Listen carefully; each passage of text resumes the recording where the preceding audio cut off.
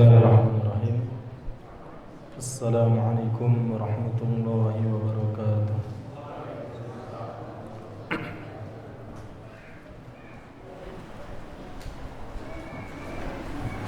Innal hamdalillah nahmaduhu wa nasta'inuhu wa nastaghfiruh wa na'udzu billahi min shururi anfusina wa sayyiati a'malina. Man yahdihillahu fala mudilla lahu wa man yudlil fala hadiya lahu. Asyhadu an la ilaha illallah wahdahu la syarika lahu wa asyhadu anna Muhammadan 'abduhu wa rasuluhu la nabiyya wa la rasula ba'dahu. Ya ayyuhalladzina amanu ittaqullaha haqqa tuqatih wa la tamutunna illa wa antum muslimun. Ya ayyuhalladzina amanu ittaqullaha wa qulu qawlan sadida yuslih lakum a'malakum wa yaghfir lakum dhunubakum wa man yuti'illaha wa rasulahu faqad faza fawzan 'azima. Fa inna asdaqal hadits kitabullah wa khairal hadi hadi Muhammadin sallallahu alaihi wasallam wa syarrul umuri muhdatsatuha fa inna kulla muhdatsatin fid din bid'ah wa kulla bid'atin dhalalah wa kulla dhalalatin finnar. Ayyuhal ikhwah al-ahibba, para jamaah sekalian, Bapak Ibu yang dimuliakan Allah Subhanahu wa taala. Alhamdulillah, pada malam hari ini Allah kembali mengumpulkan kita di tempat yang terbaik di permukaan bumi, yaitu rumah di antara rumah-rumah Allah Subhanahu wa taala, dalam rangka ibadah yang terbaik juga. Di antara ibadah yang terbaik adalah menuntut ilmu. Kemudian tidak lupa kami ingatkan kepada diri kami pribadi dan para jamaah sekalian, walau bulan Ramadan sudahlah usai, kita jumpai dan sekarang kita sedang berada di bulan Syawal.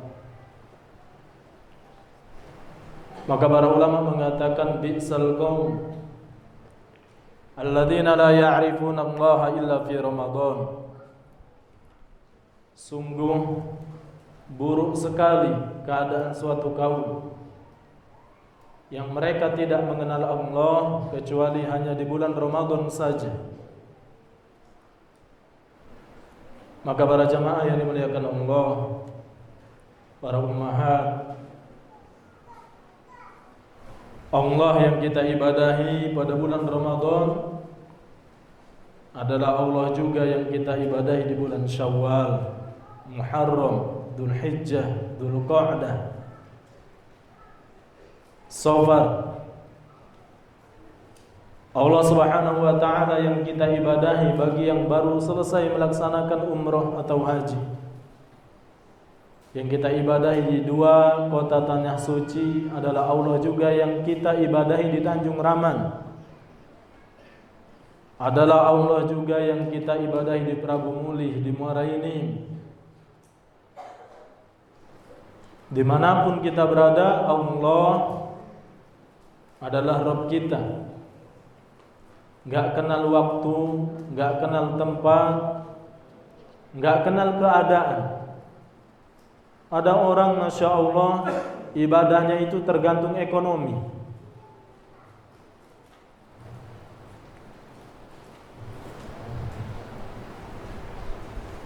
Sekarang saya tanya Bapak Ibu, orang itu biasanya kenceng ibadah, semangat beribadah itu ketika ekonomi merosot atau ketika lagi meroket? Kebanyakan manusia mereka kencang ibadahnya kepada Allah ketika lagi merosot. Kenapa? Karena pengennya disentil dulu sama Allah, baru bergerak. Umumnya manusia demikian. Ketika lagi diuji SPP lah 2 tahun, anak tak terbayar-bayar, baru ngambil sajadah, baru ngambil Quran.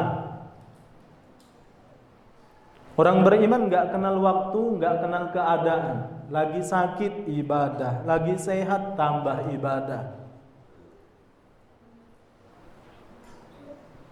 Nah, yang top ini, yang pakan ini adalah makin dikasih nikmat makin taat. Luar biasa. Makanya hadis-hadis yang sudah kita lewati Bapak Ibu adalah apa? Ajaban di amril mukmin. Saya kasih judul waktu itu adalah 2 sayap yang tidak boleh patah, antara syukur dan sabar. Kapan 2 kepak ini, menuju kami wong beli ini kepak. Kapan 2 kepak, 2 sayap ini patah, dia akan kesusahan mengarungi kehidupan ini. Karena kehidupan ini sampai mati cuma bermuara pada 2 hal. Imma cobaan wa imma nikmat. Tamam, Bapak Ibu yang dimuliakan Allah. Kalau tidak salah saya sudah pernah memaparkan ayat Allah Subhanahu wa taala mengkisahkan tentang Nabi Yunus. Falaula in kana minal musabbihin lalabitha fi batnihi ila yaumi yub'atsun. Nabi Yunus itu, kalau beliau bukan termasuk dari orang-orang yang suka bertasbih kepada Allah, maka dia akan tetap berada di perut ikan itu sampai hari kiamat. Maksudnya apa kata para ulama? Nabi Yunus itu sering ingat kepada Allah di saat lapang, di saat dang nyaman, di saat banyak nikmat, selalu ingat kepada Allah. Maka ketika dia sempit berada di perut ikan itu, Allah menolong dia. Tadi seperti yang saya katakan apa Bapak Ibu? Manusia itu pada umumnya ketika banyak nikmat dia lupa. Gaji 1 bulan itu sampai ratusan juta, lupa dia, nggak ada keinginan untuk umroh, maafi, nggak ada ke situ, nggak kepikiran. Tapi kapan 100 juta itu 1 bulan itu jadi 1 juta, baru tanya travel umroh. Nah, tapi hamba-hamba Allah itu semakin dikasih nikmat, maka dia semakin ingat kepada Allah Subhanahu wa taala. Apa ayatnya? La in syakartum la azidannakum. Maka kata para ulama, salah satu untuk mempertahankan nikmat, kalau kita suka nikmat itu tetap berada pada kita, banyak-banyak bersyukur. Baru bisa beli motor misalkan, beli mobil atau beli rumah, bangun rumah. Kalau kita suka nikmat itu terus ajek, terus berada di tangan kita, maka langitkan terus syukur kepada Allah Subhanahu wa taala. Jangankan bertahan, justru akan Allah tambah nikmat tersebut. Nah, Bapak Ibu, kita senang enggak kalau ada teman kita, saudara kita? Biasanya saudara sering kayak gini nih modelnya. Saudara kita, saudari kita, kapan dia butuh baru nelpon. Kapan dia lagi kejepit, dia baru silaturahmi. Kita agak jengkel dengan perilaku demikian. Nah, makanya Fir'aun ketika dia ditenggelamkan di dalam lautan itu, dia beriman. Apa kata Allah? Al-an Wa qad 'asaita wa kunta minal mufsidin. Wahai Firaun, sekarang baru beriman kau? Wa qad 'asaita, engkau telah bermaksiat, membangkang kepada Musa. Wa kunta minal mufsidin, dan engkau termasuk orang yang merusak di permukaan bumi. Maksudnya sekarang kau kalau sudah kepepet kayak ini baru mau beriman? Berarti pola semacam ini baru mau eling kepada Allah, baru mau ingat kepada Allah ketika sedang sempit, baru ingat kepada Allah, ini dicela oleh Allah. Apa? Uji kita ini tak pakam gawe itu. Yang pakam itu, yang baik itu adalah kapan dia semakin banyak nikmat, dia semakin ingat kepada Allah Subhanahu wa ta'ala. Baik, saya tekankan kembali lagi, walau bulan Ramadan sudah berlalu, tetap kita harus kenceng ibadah kita kepada Allah Subhanahu wa ta'ala. Nah, sampailah hadis di dalam kitab Riyadhus Shalihin, silakan dilihat. Kalau tidak salah tentang penyihir itu sudah selesai ya.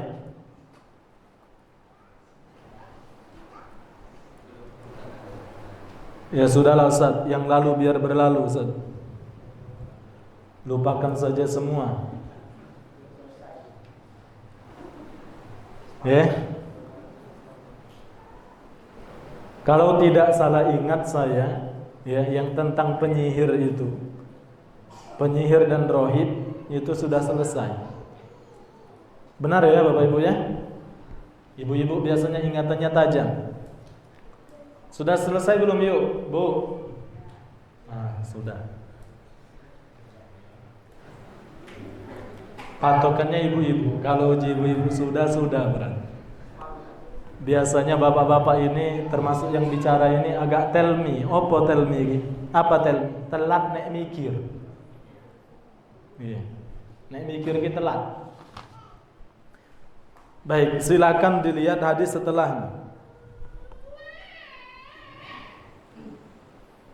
Kalau kitab Arabnya hadis yang ke-32.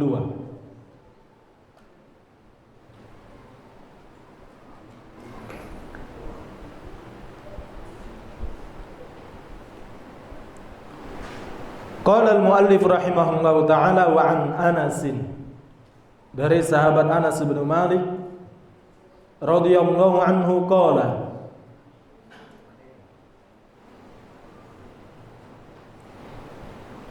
semoga Allah Subhanahu wa taala meridhai beliau bahwasanya beliau berkata, marran nabiyyu sallallahu alaihi wasallam bimra'atin, Rasulullah sallallahu alaihi wasallam melewati seorang wanita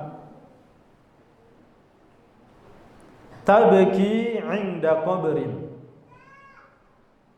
yang mana wanita tersebut menangis. Menangis di mana? 'Inda qabrin, di sisi pusara.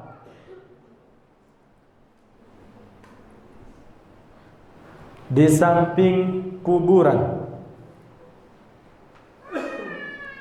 Faqala, Nabi sallallahu alaihi wasallam beliau bersabda, ittaqillaha wasbir.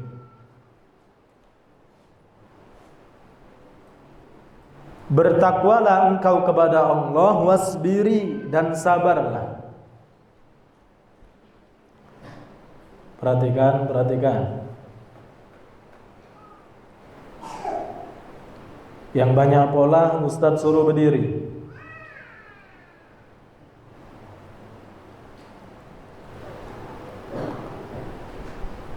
Kalau kami di Hamalatul Quran enggak tanggung-tanggung Pak, suruh berdiri itu sampai selesai kajian. Saya waktu itu pernah disuruh berdiri sama Ustadz saya, dan dia itu dari Madura. Berdiri, akhirnya saya ketika sadar sudah dalam kamar. Tahu nggak Bapak Ibu kenapa? Pingsan. Pas sadar udah di dalam kamar, Masya Allah. Aku siapa? Aku di mana? Ternyata pingsan. Ya, awas, suruh tegak ya. Baik. Nabi sallallahu alaihi wasallam berkata kepada wanita itu, "Ittaqillah, bertakwalah engkau kepada Allah, wasbiri, dan bersabarlah." Faqalat, wanita ini berkata, perhatikan Bapak Ibu. Wanita ini berkata, "Ilaika anni." Enyahlah engkau dari sisiku. Fauzan tahu enyahlah. Iya, soalnya itu bukan bahasa Belida. Bukan bahasa Tanjung Telang. Enyahlah, pergilah kau. Ilaika anni. Pergilah engkau dari sisiku, pergilah, enyahlah. Pergi baik kau. Fa innaka lam tusab bi musibati. Karena engkau belum pernah tertimpa dengan musibah seperti musibahku ini. Allahu Akbar.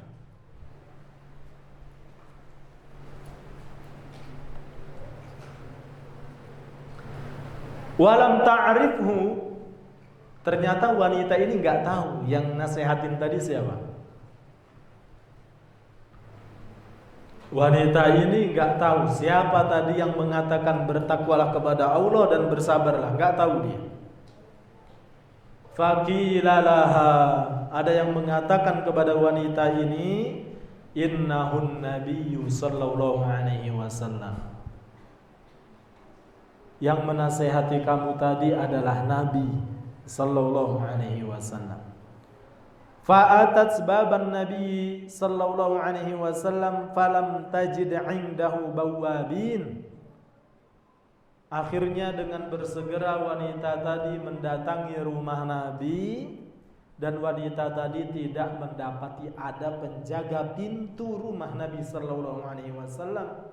Faqalat, wanita ini berkata, lam a'rifka, wahai baginda Rasul, kula jaluk ngapura, saya minta maaf karena saya tidak tahu panjenengan tadi datang.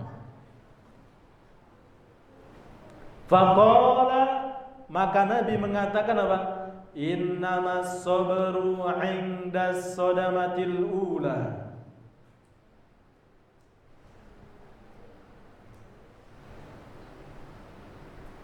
Wahai wanita muslimah, sesungguhnya kesabaran itu pada hentaan pertama, pada pukulan pertama, pada detik-detik pertama. Muttafaqun alaih, diriwayatkan oleh Bukhari dan Muslim. Baik, Bapak Ibu yang dimuliakan Allah, bismillah, sebisa mungkin kita akan jelaskan hadis ini insyaallah, tentu dengan keterbatasan ilmu kita. Sahabat Anas ini sudah beberapa kali kita lalui tentang biografi beliau, jadi tidak usah kita bahas lagi. Sahabat Anas bin Malik, qala, dia berkata, marran Nabi sallallahu alaihi wasallam bimra'atin tabki 'inda qabrin. Suatu hari Nabi sallallahu alaihi wasallam melewati seorang wanita yang sedang menangis sejadi-jadinya, menangis di sisi kuburan. Nah, Bapak Ibu, sebagian para ulama memasukkan hadis ini adalah di dalam hadis larangan untuk ziarah kubur bagi wanita. Kenapa? Wanita itu perasa. Wanita itu mudah ternyuh perasaannya. Maka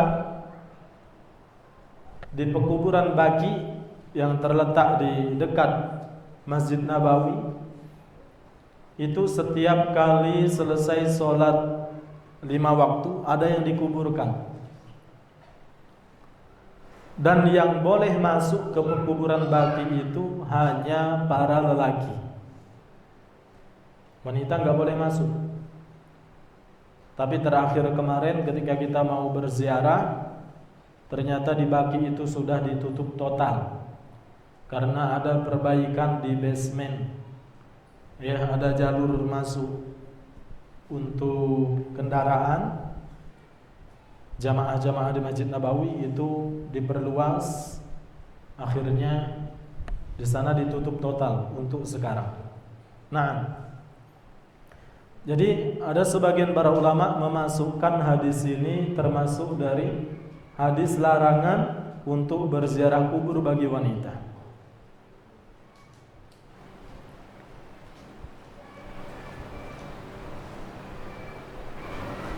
Mana buktinya? Karena Nabi sallallahu alaihi wasallam beliau mengatakan setelah itu, ittaqillah, bertakwalah engkau kepada Allah, wasbiri, dan bersabarlah. Kalau seandainya wanita ini nangis seperti biasa, hanya meneteskan air mata, maka Nabi tidak mungkin mengatakan ittaqillah wasbiri. Karena di dalam hadis-hadis yang lain apa? Sudah pernah kita melewati bahwa Nabi ketika wafat cucunya, anaknya Zainab, maka Nabi menangis. Ketika Ibrahim, anaknya Nabi sallallahu alaihi wasallam meninggal dunia, Nabi menangis. Sampai ada para sahabat yang berkata, "Ma yubki?" Maksudnya, "Ma hadza?" Air mata apa ini wahai Nabi sallallahu alaihi wasallam? Nabi mengatakan, "Hadhihi rahmatun." Sesungguhnya air mata ini adalah sebagai rahmat, kasih sayang. Jadi yang dilarang itu bukan menangis, tapi lebih dari menangis. Nak melok bae masuk kuburan. Ada yang pernah lihat ketika keluarganya meninggal dunia, dia nak melok masuk. Sesayang-sayangnya orang gak bakal mau ikut masuk. Nah, paling ngerobek pakaian, ya, nendang-nendang panci, pol-polnya paling segitu. Nah, ini yang dilarang. Adapun menangis, meneteskan air mata itu tidak dilarang di dalam agama kita. Baik. Apa pelajarannya dari sini? Pelajarannya dari sini yang pertama bahwa Nabi sallallahu alaihi wasallam itu terjun ke lapangan sebagai pemimpin negara, pemimpin perang, pemegang kunci Baitul Mal. Pelajarannya apa? Nabi itu turun ke lapangan sebagai pemimpin. Apa bahasa? Biasanya sering bahasa ini kalau lagi ada pencalonan. Apa namanya? Apa? Belusukan.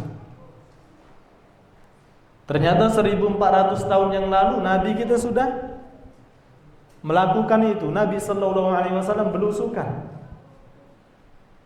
ngelihat bagaimana keadaan rakyat-rakyatnya. Umar bin Khattab belusukan, Abu Bakar As-Siddiq belusukan. Umar bin Khattab sampai tahu ada ibu-ibu yang pura-pura memasak gandum, memasak roti. Ternyata di dalam panci itu adalah batu. Anaknya menangis. Dari mana tahu Umar bin Khattab? Langsung, bukan mendengar dari ajudan segala macam, langsung melihat sendiri. Menunjukkan bahwa Nabi sallallahu alaihi wasallam dan beberapa sahabat beliau itu belusukan sebagai pemimpin. Makanya Bapak Ibu yang dimuliakan Allah,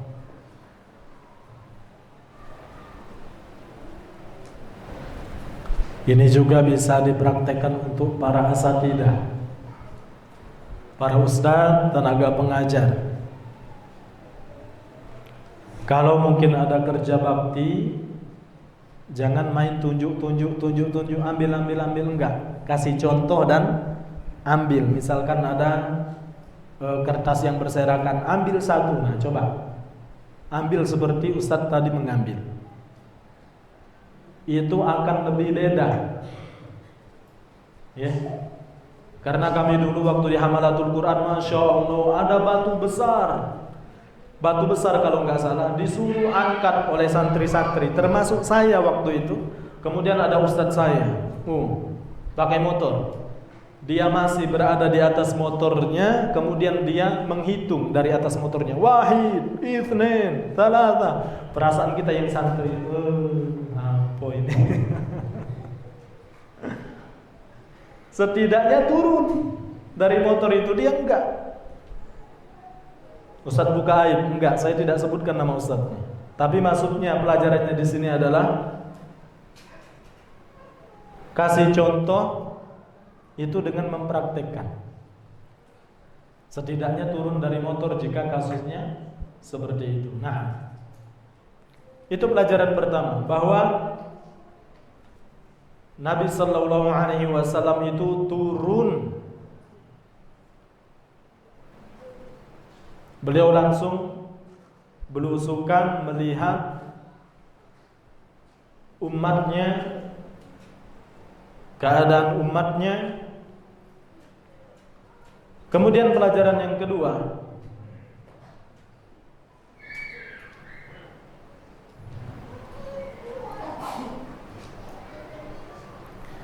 bahwa Nabi Sallallahu Alaihi Wasallam itu pakaiannya merakyat. Pakaian Nabi Sallallahu Alaihi Wasallam itu merakyat, Bapak Ibu. Sama.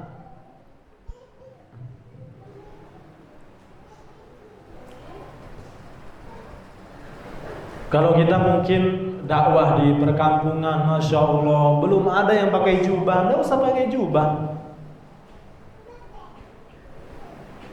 Kita pakai batik kita pakai sarung kita pakai songkok kita. Dakwah di situ. Tapi kalau kita lihat, apalagi di pesantren itu udah biasa, hal biasa ya, pakai jubah. Dulu waktu di Tanjung Telang, kami sempat melarang. Ada teman-teman yang sudah ngaji itu mau pakai jubah, jangan pakai jubah. Pakailah baju koko, pakailah sarung. Karena mubah, karena jubah itu bukan hal yang wajib, namun hikmah dan bijaksana dalam berdakwah itu wajib. Gimana kita mau lompat ke hal yang mubah, ke hal yang boleh, kemudian meninggalkan hal yang wajib? Perlahan.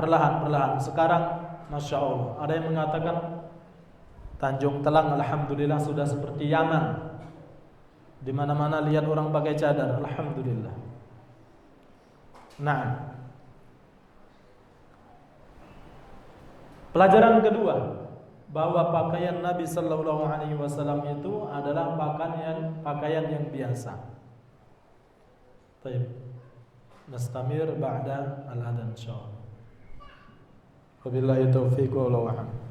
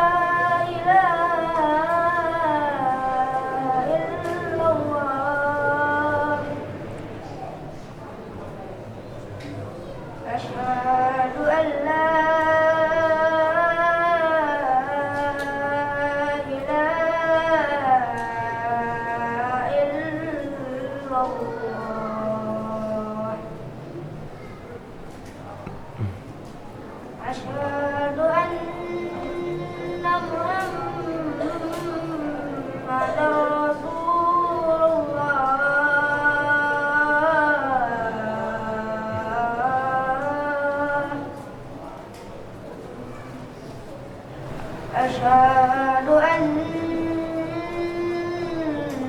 محمد رسول الله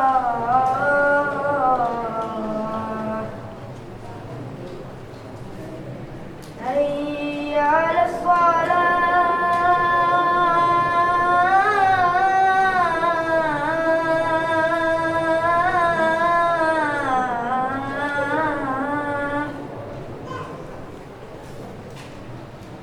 حي على الصلاة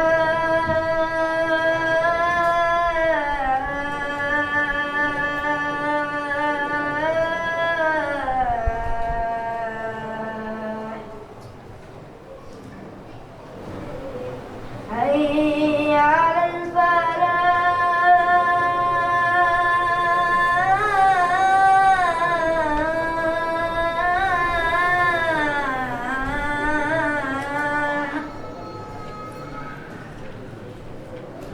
حي على الفلاح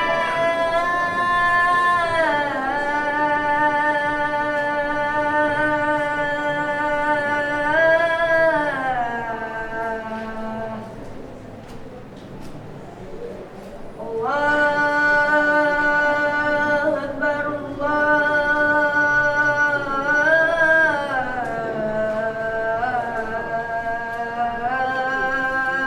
أكبر لا إله إلا الله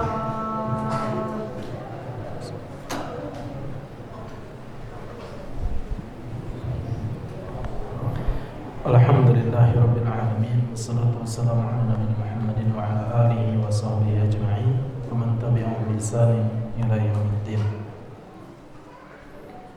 Na'am. Kenapa kita katakan bahwa pakaian Nabi biasa saja? Karena terbukti wanita ini tidak mengetahui bahwa ini adalah Nabi sallallahu alaihi wasallam. Sama dengan pakaian-pakaian orang Arab, sama dengan pakaian masyarakatnya. Padahal bisa saja Nabi sallallahu alaihi wasallam pakai minyak wangi yang mungkin radius 1 kilo sudah kebauan, atau mungkin sekarang pakai kereta kencana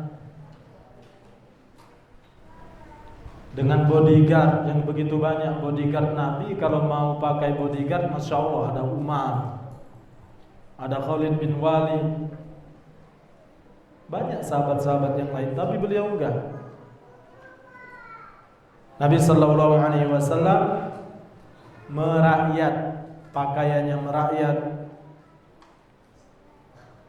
Nah, kita katakan terbukti bahwa wanita ini Bapak Ibu tidak mengenali Nabi sallallahu alaihi wasallam. Walam ta'rifhu.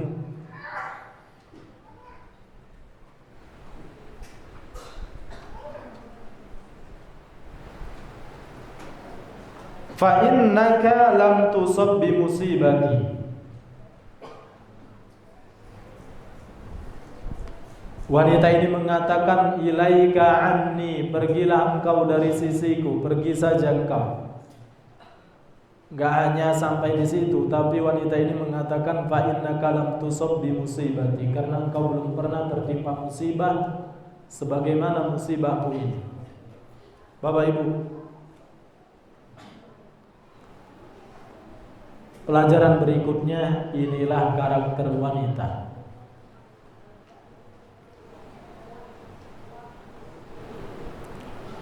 Kita seringkali mengatakan sabar ya. Iya sabar, tapi sakit. Kamu nggak tahu rasanya. Sabar, sampai kapan sabar?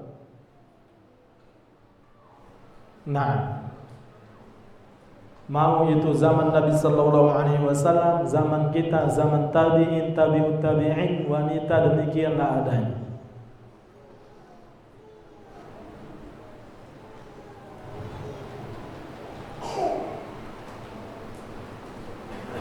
Kemudian dia mengatakan fa innaka lam tusab bi musibati. Ini juga tanda kutip kelancangan.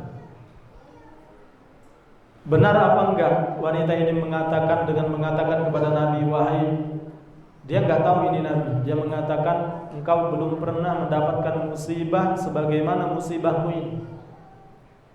Benar apa salah Bapak Ibu? Salah. Inna asyaddal bala al-anbiya. Sesungguhnya paling dahsyat, paling mengerikan ujiannya adalah para nabi. Kemudian orang-orang yang semisalnya dan orang-orang yang semisalnya. Tapi lihat kebijaksanaan Nabi sallallahu alaihi wasallam, beliau tidak membalas. Beliau tidak kemudian, kamu enggak tahu saya siapa. Kamu tahu enggak siapa yang kau ajak bicara ini? Demi Allah, ujianmu ini tidak seberapa dibandingkan dengan ujian-ujianmu. Enggak, Nabi pergi Bapak Ibu. Allahu Akbar. Setelah dikatakan pergi engkau dari sisiku, engkau ini enggak tahu musibahku ini beratnya luar biasa. Pergi baik kau. Nabi pergi. Inilah karakter ibadur rahman. Ayat yang sering kita dengarkan apa? Wa ibadur rahmanil ladzina yamshuna 'alal ardi apa? Haunan wa idza khatabahumul jahiluna qalu madza ya syabab? Qalu salama.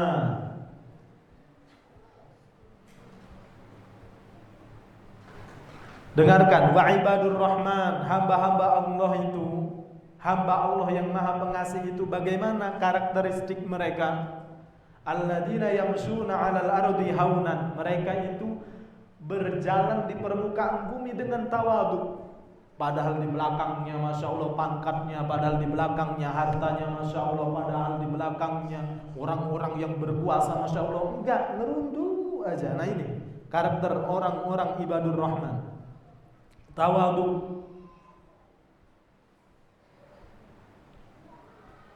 Wallahu alam benar atau tidak, saya bukan sekali dua kali diceritakan bahwa ada masjid paling gede itu, termasuk masjid paling gede di Riau, Abu Darda. Katanya itu tanahnya dari satu orang, yang bangun juga satu orang, tapi tiap kali ada daurah nggak mau dia duduk di depan, di belakang. Sampai banyak yang nggak kenal dengan bapak ini. Banyak yang nggak kenal sama bapak ini.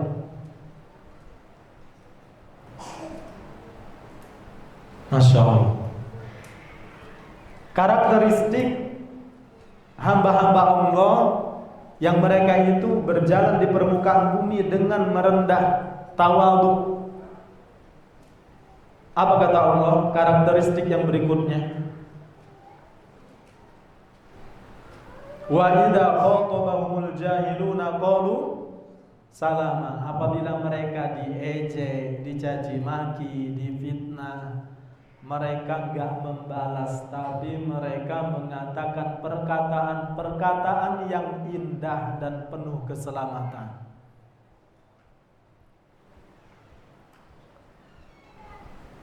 Bapak Ibu, memang susah ya. Semoga Allah mudahkan kita, semua kita, baik yang berbicara. Kalau lagi diuji oleh perangai orang lain, itu kita merasa terusik itu karena apa? Karena kita meyakini bahwa usikan dia itu akan memudaratkan kita.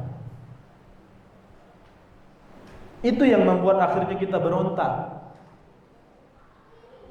Padahal walau satu bumi manusia ini berusaha memudaratkan kita, kalau kata Allah enggak.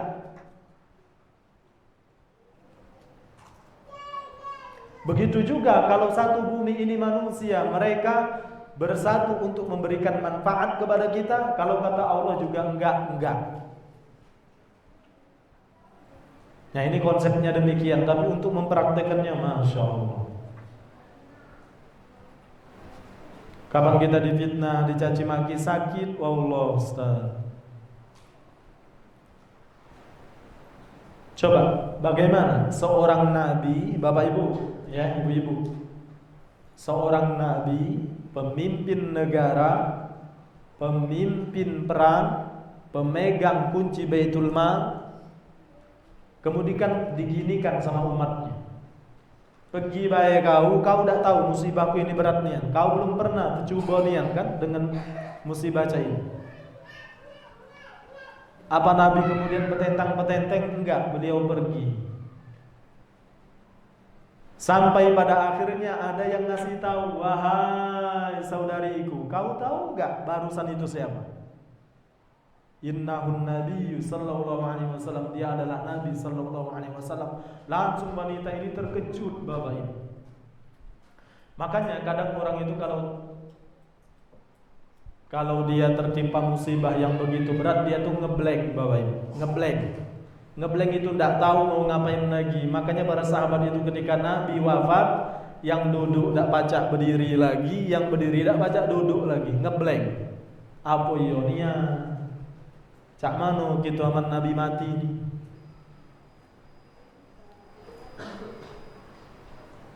Nah ini bunyi qomat apa bunyi azan? Azan sudah ya. Kita lanjut dikit lagi.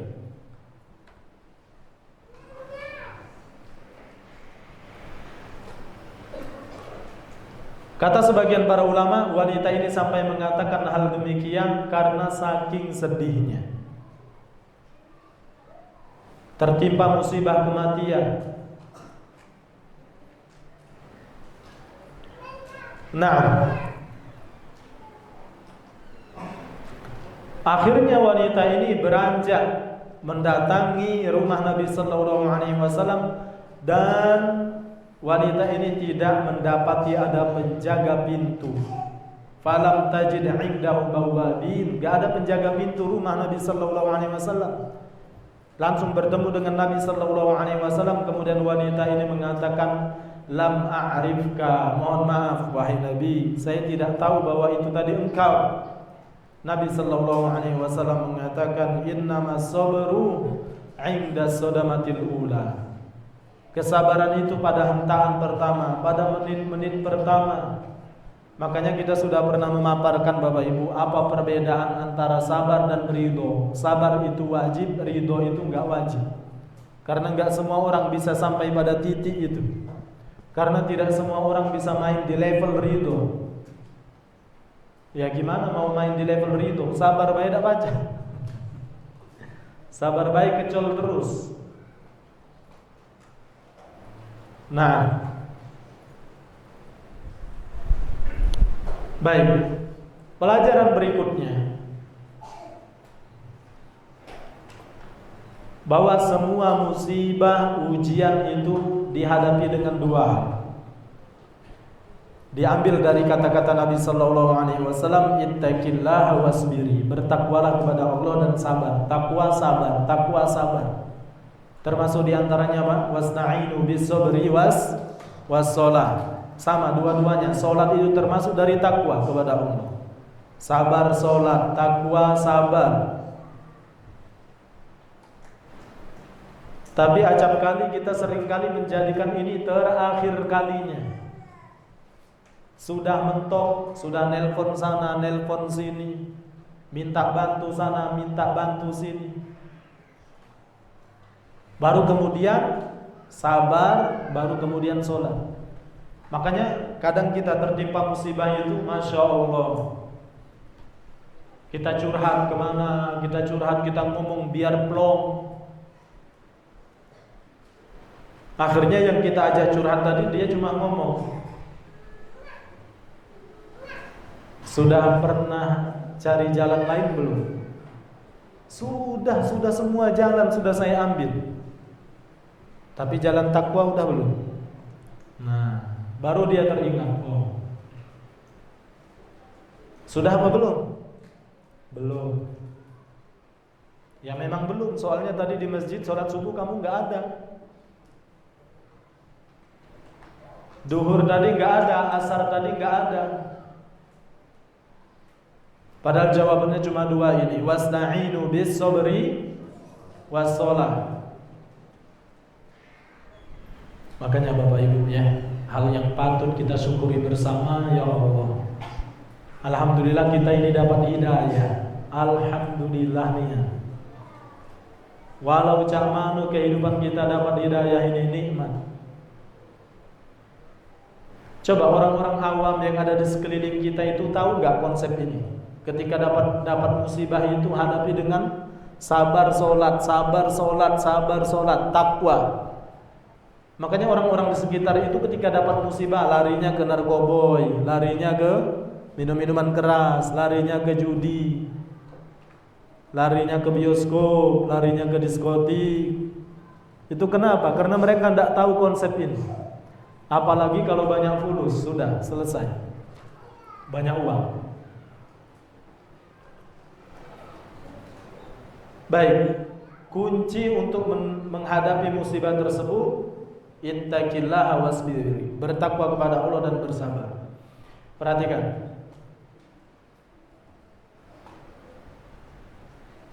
kata para ulama, wa aslul qadari sirrullahi fi khalqihi lam yattali' ala dzalika malakun muqarrabun wala nabiyyun mursal.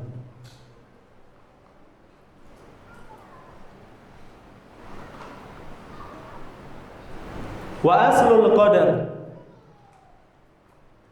aslinya permasalahan takdir itu, sirrullah itu adalah rahasia Allah. Ya, letakkan di benak kita, takdir itu adalah rahasia Allah. Fi khalqihi, yang mana rahasia Allah ini terus bermain di antara para hamba-hambanya, terus berjalan di antara para hamba-hambanya. Lam yattali' ala dzalika malakun muqarrabun, enggak ada yang tahu, walau itu malaikat yang paling dekat kepada Allah, enggak ada yang tahu. Wala nabiyyun mursalun, nabi yang diutus juga enggak ada yang tahu tentang takdir ini. Sekarang pertanyaannya, Bapak Ibu perhatikan. Sekarang pertanyaannya, kalaulah malaikat enggak tahu, kalau para nabi enggak tahu, berarti ketika kita ditakdirkan dengan musibah, dengan ujian, kita jangan menyibukkan diri dengan nak nyari tahu. Paham enggak sampai sini? Kalaulah para malaikat, para nabi juga enggak tahu tentang takdir ini, berarti ketika kita diuji oleh Allah, jangan sibuk nyari tahu. Ngapa ngapa aku yang diuji? Ngapa anak dia tidak? Ngapa anak aku? Kurang syarat apa aku ini? Ngapa aku ditolak sama dia? Kurang ganteng apa aku ini? Nah,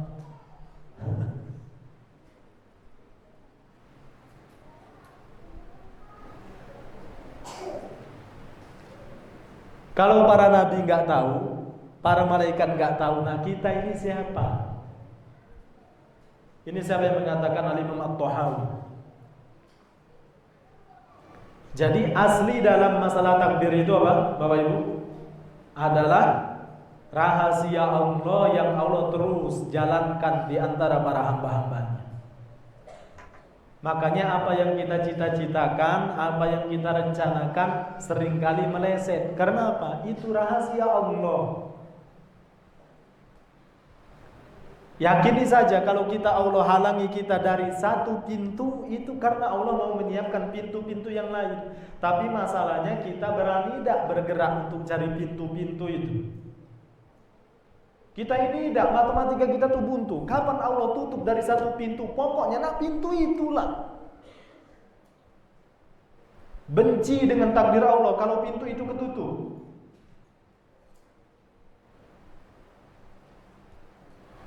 Itu kenapa Bapak Ibu? Karena kita terlalu mengandalkan matematika kita.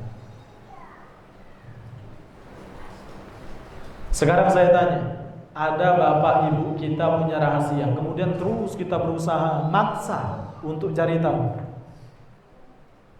Ujung-ujungnya dibentak ada, marah ada mbak emak gitu, marah.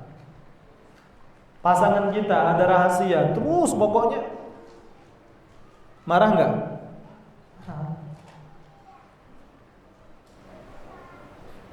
Nah,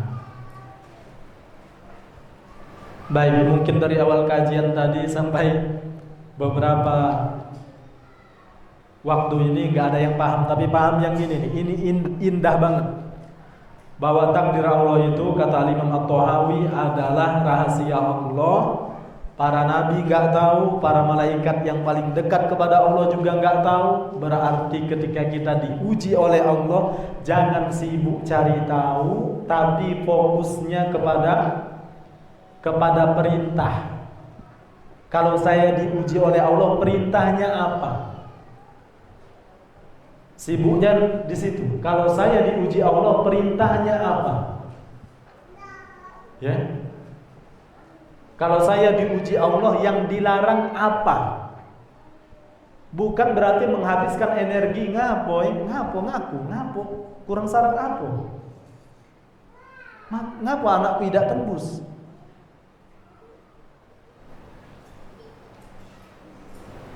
Jangan sibuk ke situ, tapi sibuknya apa perintahnya dan apa saja larangannya. Masya Allah, inilah para ulama itu ngomong pakai ilmu. Bagaimana kalau kita langsung mendengarkan Imam Tahawi mengatakan itu? Baru saja kita menyampaikan saja perkataan para ulama, indah dan syarat akan faedah dan makna. Ya.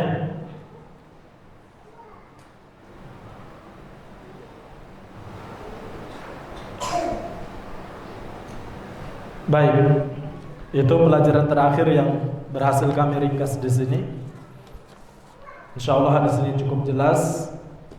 Kita cukupkan sekian.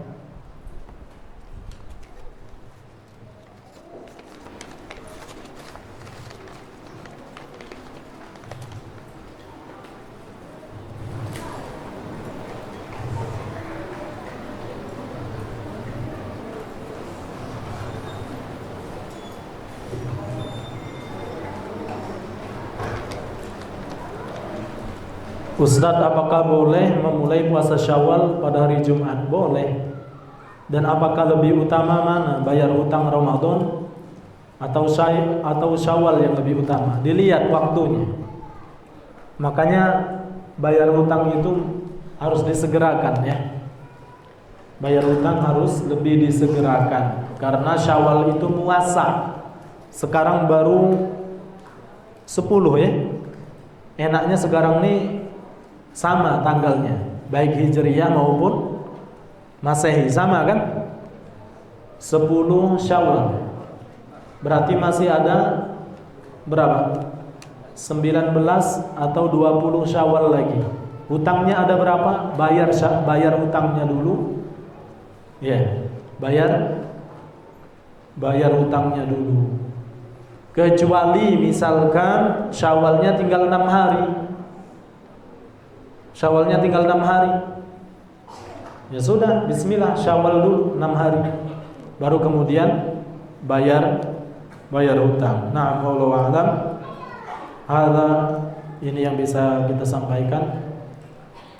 Semoga Allah Subhanahu wa taala memberikan taufiknya kepada kita untuk mengamalkan apa-apa yang kita pelajari dan Allah memasukkan kita ke dalam surga firdausnya. Amin ya rabbal alamin. Subhanallah wa bihamdihi. Asyhadu an la ilaha illa anta, astaghfiruka wa atubu ilaik. Assalamualaikum warahmatullahi wabarakatuh.